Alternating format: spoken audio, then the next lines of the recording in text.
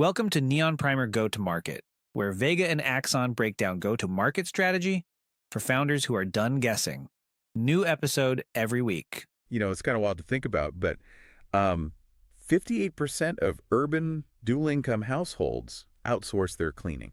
Over half. It's really staggering when you look at it. Over half. So the demand is just, well, it's built in, and it is entirely immune to most economic trends because people just want their time back. Absolutely. Time is the one thing they can't make more of. Exactly.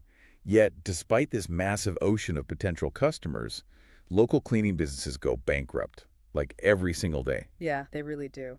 And the reason why is, well, if you think about a classic high-end mechanical watch, all you see on the surface is a pair of hands sweeping smoothly across a clean dial, right? Right. It looks totally effortless. Completely effortless.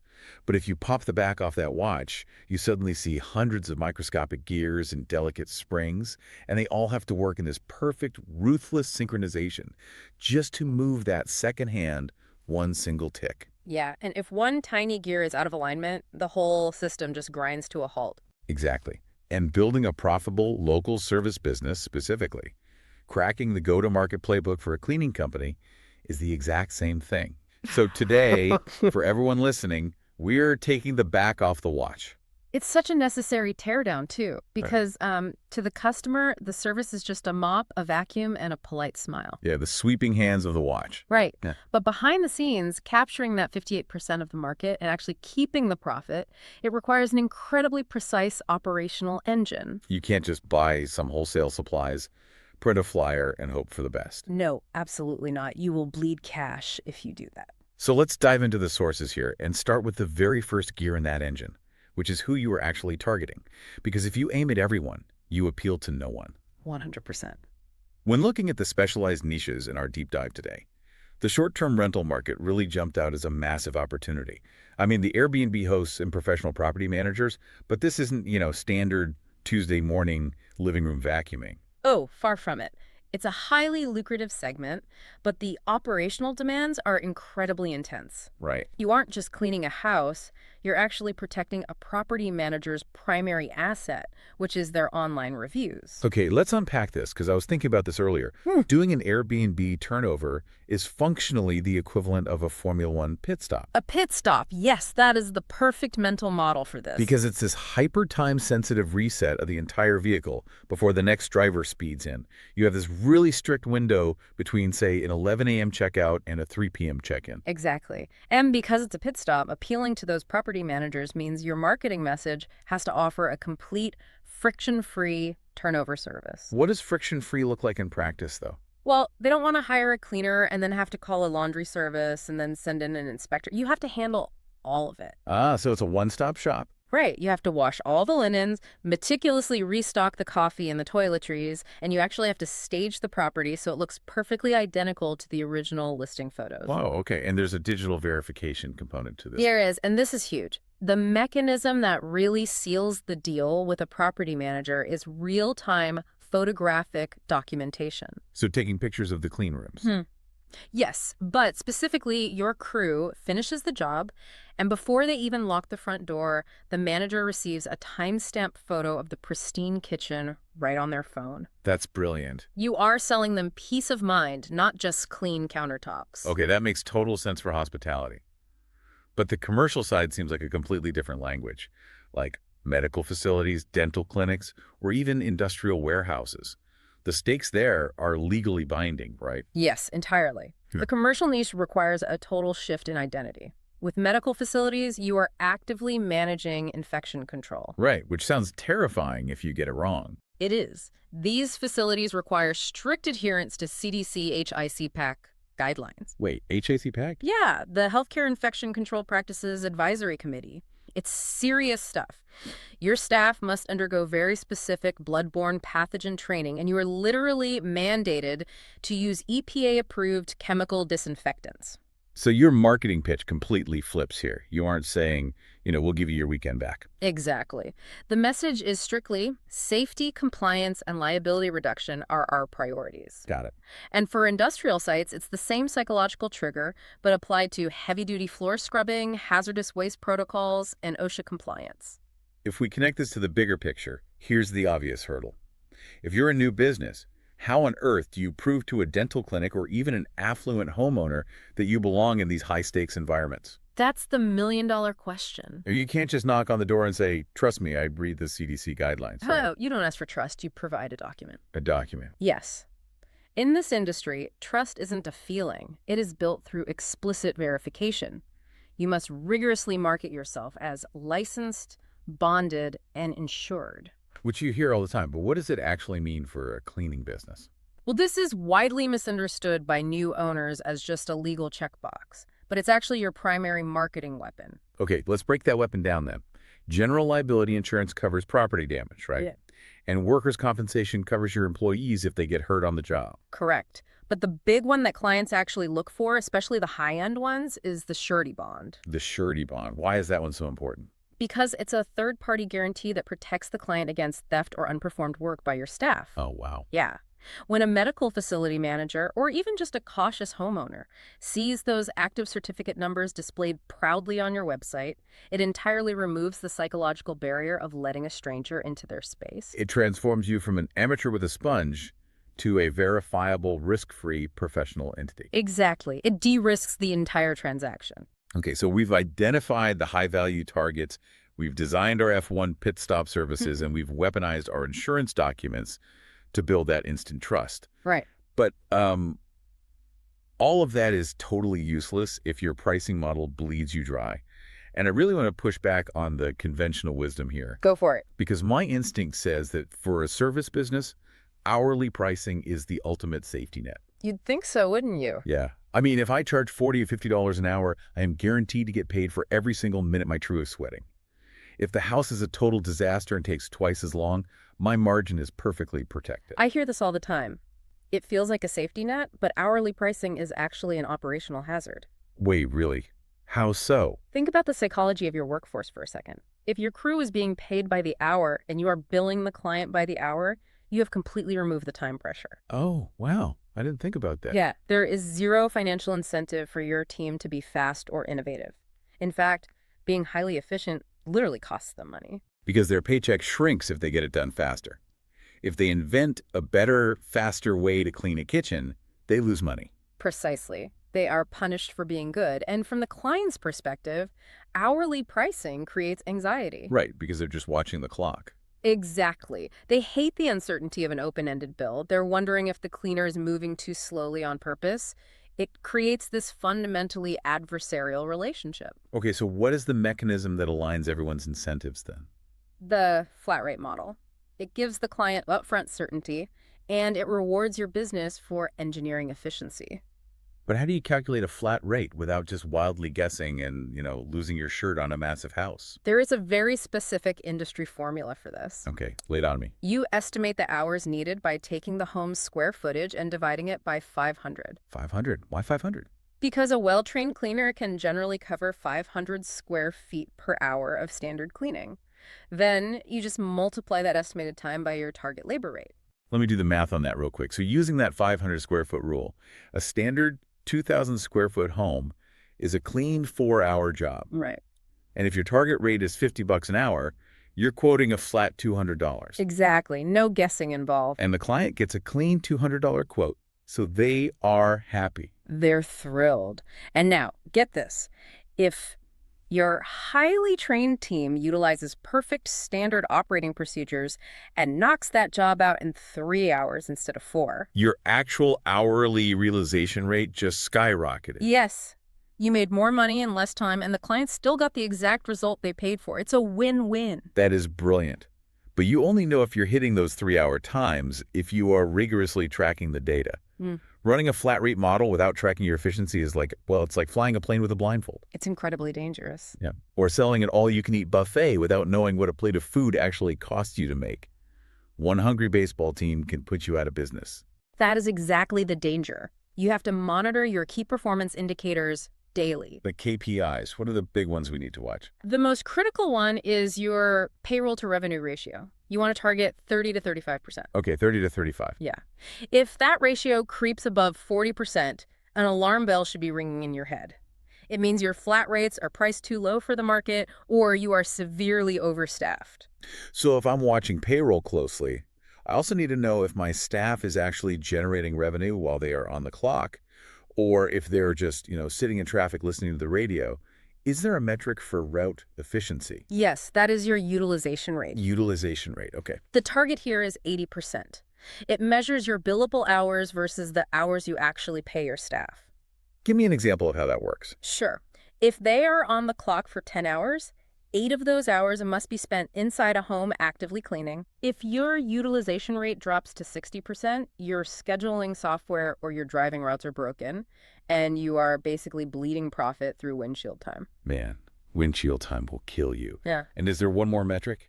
Yeah, the final metric is the efficiency rating. You're targeting 95% here. What does that measure? It just compares the hours you scheduled the job to take versus the actual hours it took.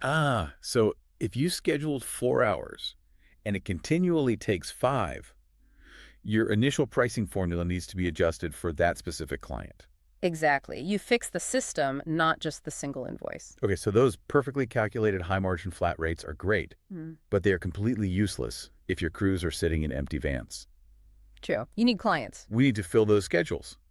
But doing it with expensive billboards or broad TV ads will crush the very profit margins we just spent all this time protecting. So how do we acquire customers without blowing our cash? You have to capture high-intent local search traffic. Local Think about it. When someone realizes their in-laws are visiting tomorrow and they frantically pull out their phone, they aren't looking for a brand campaign. No, they're panicking. Exactly. They literally type, "house cleaners, near me." And Google relies entirely on local map results for this, understanding that algorithm is your biggest leverage point. Here's where it gets really interesting, because how does a local business actually manipulate that map algorithm to show up first? Well, Google's local search algorithm is driven primarily by 2 things, prominence and relevance. Okay. Claiming and optimizing a Google business profile is completely free. To build prominence, you need a steady stream of fresh, positive reviews. Makes sense. And relevance. To build relevance, you need to post regular, high-quality photos of your work and actively answer questions on the profile. Wait, why does answering questions or posting a picture of a clean kitchen matter to an AI algorithm? Because it signals to the algorithm that the business is active, responsive, and geographically authentic. Geographically authentic. Yeah, every time you post a photo from a local zip code, Google connects that visual proof to the geography. It reduces the search engine's risk of sending a user to a closed or unresponsive business. So that digital sweat equity turns your profile into a high-trust asset. Exactly. Okay, the Google Maps strategy makes total sense. But there was another marketing strategy mentioned in the sources that I really need to push back on, because the math felt entirely upside down to me. Let's hear it. The double-sided referral incentive. Yes. The $50 off promotion. Right. The strategy suggests that if a current client refers a friend, they both get $50 off their next clean. Let's look at the math on our earlier example. If the flat rate is $200 and you give $50 to the current client and $50 to the new client. You are giving away $100 total. Yes. You're giving away $100 total for a single referral. If you're listening to this and running a tight cash flow budget, giving away 50% of your job fee probably sounds like financial suicide. In a vacuum, on a single day, it totally does look like a massive loss. But you cannot evaluate marketing on a single transaction. Okay, explain that. You have to look at the customer acquisition cost versus the lifetime value. The data shows that 92% of people trust word-of-mouth recommendations over any kind of advertising. So that level of trust alters the lifetime value. Dramatically. When you give away that $100, you aren't just discounting a job. You are buying a highly qualified lead who already implicitly trusts you because their friend vouched for you. Right, the trust is transferred. Exactly. That double-sided incentive generates an estimated 30x return on investment over time. 30x. Yes, because referred customers bypass all the usual sales friction. And more importantly, they stay with your business roughly 37% longer than cold leads you bought from a search ad. I see. So the $100 is just a remarkably cheap customer acquisition cost that pays for itself 30 times over because they stick around for years. You got it. You aren't losing $100. You're buying a $3,000 annuity. That is exactly how a CEO looks at it. Oh, And cool. you apply that same endorsement transfer logic to community partnerships, too. Like who? High ROI marketing is teaming up with realtors who desperately need properties spotless before an open house or apartment complex managers. You know, the cross-promotion with local pet stores really stood out to me from the Oh, sources. that's a great one. Because pet owners have incredibly high recurring cleaning needs due to the shedding and the odors. If the local boutique pet store recommends your cleaning service, they are transferring their hard-earned trust directly to you. Exactly. It's a hyper-targeted demographic that already spends their discretionary income on their home life. So the marketing is humming, right? The Google business profile is dominating the local map. The realtors are calling, leads are pouring in. It's a good problem to have. But here is where so many service businesses hit a brick wall. If the leads come in, but the service quality fluctuates depending on which crew shows up, customer churn will destroy the business faster than you can market it. That is so true because you aren't actually selling cleaning, you are selling predictability. Predictability. Yeah, the customer is buying the absolute certainty that their house will look and feel exactly the same way every single Thursday at 4 p.m. Which brings us to the eternal struggle of local services, finding and keeping reliable staff. It's tough. If I have a new stranger showing up to clean my house every 3 weeks, that predictability is totally shattered. How do you stop the revolving door of employee turnover? You have to understand why the turnover happens in the first place. Okay, why is it? It's usually driven by scheduling uncertainty. The solution is to build a reliable core by offering full-time hours whenever possible. Because part-time is just too risky for them. Exactly.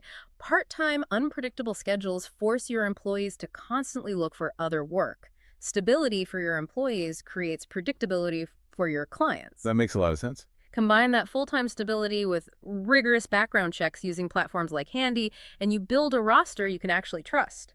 But, you know, hiring good people is really only step one. A good person can still clean a bathroom incredibly inefficiently if they aren't taught your specific system. Training is everything. And what's fascinating here is there is a very specific psychological window for training. What do you mean? Well, we look at an onboarding framework from a platform called ZenMade, which absolutely obsesses over the employee's first 5 shifts. Why specifically the first 5? Because humans encode habits incredibly quickly. If an employee does something wrong on day 1 and they aren't corrected until day 14, you now have to break a deeply ingrained bad habit rather than just teaching a good one. Oh, that is so true. So what does the framework do? It suggests automated pre-shift reminders detailing the exact uniform and equipment required. Then, you conduct mandatory, highly detailed post-shift reviews for those first 5 shifts.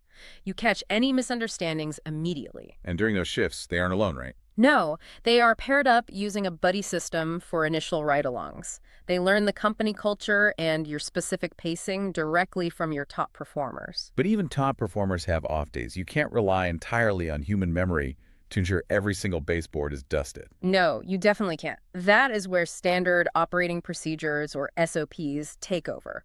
Quality control relies entirely on documentation. So like checklists. Incredibly granular checklists. For every single job type, you need an arrival check-in process, room-by-room microtasks, a supply restock protocol, and a mandatory pre-departure quality check. So you use software for this, like Swept or MadeBot. Exactly. Yeah. The staff physically checks off these tasks on their phone in real time before they can close out the job. You are engineering out the possibility of forgetfulness. That's the goal. You systemize the routines so the humans can focus on the details. So what does this all mean?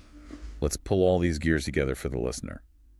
We've targeted demanding niches like Airbnb and medical clinics. We've thrown out the dangerous hourly pricing in favor of highly profitable, data-backed flat rates. Right? We've manipulated the local SEO map and leveraged 30x ROI referral programs to flood the system with leads. Right. And we've locked in our delivery with full-time hiring practices and bulletproof SOPs. It's a solid playbook. We've built a highly profitable, well-oiled machine. So how does an ambitious owner take this from a successful local operation to a regional empire?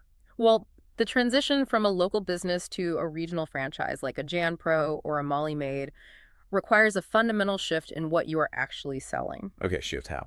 You are no longer selling cleaning services to homeowners. You are selling a predictable business model to sub-franchisees. And the bridge between those two things is your operations manual. You are essentially writing the source code for your business, but for other humans to execute. That is exactly it. The operations manual becomes the literal legal foundation of your franchise agreement. So everything goes in there. Everything. It must obsessively document every microprocess we've discussed today. The exact script you use to interview cleaners, the formulas for your flat rate pricing, the software used for routing, the rubrics for the 5-shift onboarding. It all has to be codified so a new franchisee in a completely different state can replicate your success without you physically being there. Exactly. And if franchising sounds too legally complex, you can also scale horizontally. Horizontal scaling, what does that look like? Well, you already have this massive database of affluent clients who trust you implicitly, right? Right, they let you into their homes every week. So you can start upselling them on higher margin services. Things like post-construction debris removal, floor refinishing, exterior window washing. You own the relationship, so you can continuously offer more value to the exact same customer base. It is a remarkable transformation, really. You go from holding a mop to managing a sophisticated logistics and trust company. It's a huge leap, but it's entirely doable with the right systems. But as we wrap up today, I know you wanted to leave our listeners with a final thought to ponder, based on an interesting tension inherent in all of this. Yeah, I do. Today, we discussed using CRM algorithms, automated routing software, digital quoting calculators, and rigorous standard operating procedures to scale a business rapidly. All the highly technical gears of the watch. Exactly. But at the end of the day, 92% of your actual growth will come from a human being looking at another human being and saying, I trust them inside my home. Wow. So as you build your own business empire, how do you perfectly balance that ruthless operational automation with the deeply personal, irreplaceable nature of local trust? That is the ultimate tightrope walk. Because as we discussed at the very beginning, a world-class cleaning business is just like that high-end mechanical watch. It really is. You need all those hundreds of automated, ruthless operational gears spinning flawlessly behind the scenes, just so the customer experiences that effortless, trusting sweep of the dial. Thank you for joining us on this deep dive. We'll see you next time. If you got value from this, share it with someone building something real.